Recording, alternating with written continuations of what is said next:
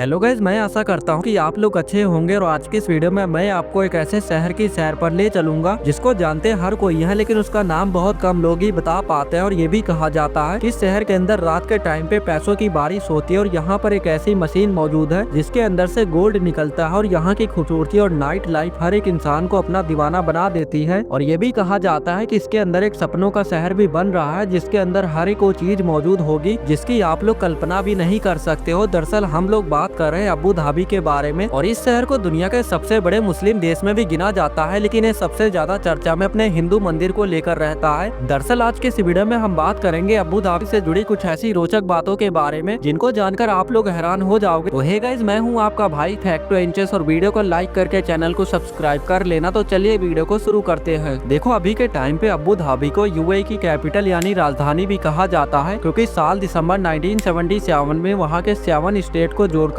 UAE का निर्माण किया गया। उस टाइम पे इसके अंदर कई फेमस शहर को शामिल किया गया था, जैसे कि दुबई, अबू धाबी, शारजहां, उस्मान, अल कुवैन आदि शहर शामिल थे। लेकिन शुरुआत से ही अबू धाबी को यहाँ की कैपिटल बना के रखा गया था। और ये भी कहा जाता है कि अबू धाबी को 50,000 लोगों के लिए बनाया गया था, लेकिन आज के टाइम पे यहाँ पर 14 लाख से भी ज्यादा लोग रह रहे हैं। वहीं पर अगर हम लोग अबू धाबी के टोटल एरिया के बारे में बात करें तो ये लगभग 67,340 किलोमीटर में फैला हुआ है। अगर हम लोग इसका कंपैरिजन दिल्ली से करें तो दिल्ली से कई गुना बड़ा है और दिल्ली इसके अंदर कई बार समा सकता है। इसके साथ ही आज के टाइम पे लोगों को ऐसा भी लगता है कि अबू धाबी अपने तेल भंडारों और खनिज पदार्थ की वजह से जाना जाता है, लेकिन ऐसा बिल्कुल भी नहीं है, क्योंकि अबू धाबी के अंदर ऐसी ऐसी चीजें मौजूद हैं जिसको देखकर आप लोग हैरान हो जाओगे। साथ ही अबू धाबी की सीमा सऊदी अरब, ओमान और कतर के साथ लगती है और साथ ही दुबई शहर को भी अपने अंदर आधा कवर कर लेता है। और आज के टाइम पे अबू धाबी के अंदर ज्यादा करके मुस्लिम समाज के लोग रहते हैं, लेकिन इसके अंदर कई धर्म भी पाए जाते हैं। अबू धाबी के अंदर अलग अलग धर्म के लोग रहने के कारण यहाँ कई भाषाएं बोली जाती है, लेकिन यहाँ की जो मुख्य भाषा है वो है अरेबिक। लेकिन इसके साथ ही यहाँ पर इंग्लिश लैंग्वेज में भी व्यापारिक तौर पर बात की जाती है। वहीं पर अगर हम लोग अबू धाबी की लिटरेसी के बारे में बात करें तो यहाँ पर आपको 98% से ज्यादा लोग पढ़े लिखे मिल जाएंगे और साथ ही 2% से कम लोग ही ऐसे मिलेंगे जो कि कम पढ़े लिखे या फिर अनपढ़ होंगे। वैसे मैं आपको बता दूं कि अबू धाबी के अंदर आपको भीड़ भी बहुत ज्यादा देखने को मिल सकती है, क्योंकि आज के टाइम पे अगर हम लोग यहाँ की पॉपुलेशन डेंसिटी की बात करें तो आपको पर स्क्वायर किलोमीटर के अंदर 2,500 से 5,000 लोग देखने को मिल जाएंगे और इतनी जनसंख्या बहुत ही भीड़ का माहौल तैयार कर देती है। वहीं पर अगर हम लोग यहाँ के पर कैपिटा इनकम के बारे में बात करें तो यहाँ पर काम करने वाले हर एक इंसान की एनुअल इनकम $80,000 है, जो कि आप लोग इंडियन रुपीस में कन्वर्ट कर सकते हो। देखो, अभी के टाइम पे अबू धाबी को 3 भाग में डिवाइड किया गया है। एक साइड में अबू धाबी के सिटी को रखा गया और ईस्ट में है अल ऐन और वेस्ट में है अल धाफरा। और इन तीनों में ही सबसे ज्यादा फेमस अबू धाबी की सिटी को माना जाता है, क्योंकि इतनी ज्यादा खूबसूरत और अट्रैक्टिव बनाई गई है। इसकी वजह से यहाँ पर आपको ज्यादा करके अमीर लोग ही देखने को मिलेंगे। और ये भी कहा जाता है कि यहाँ पर लोकल पॉपुलेशन से ज्यादातर टूरिस्ट का जमावड़ा रहता है और इसी वजह से यहाँ पर लाखों लोग हर साल घूमने के लिए आते हैं, जिसकी वजह से अबू धाबी को कमाई के एक बहुत बड़ा सोर्स मिल जाता है। और इन तीनों में ही सबसे ज्यादा पॉपुलर अबू धाबी के सिटी को माना जाता है, क्योंकि ये सिटी बहुत ही ज्यादा बेहद खूबसूरत और फ्यूचरिस्टिक तरीके से बनाई गई है और जिसकी वजह से यहाँ पर आपको ज्यादा करके अमीर लोग ही देखने को मिल जाएंगे।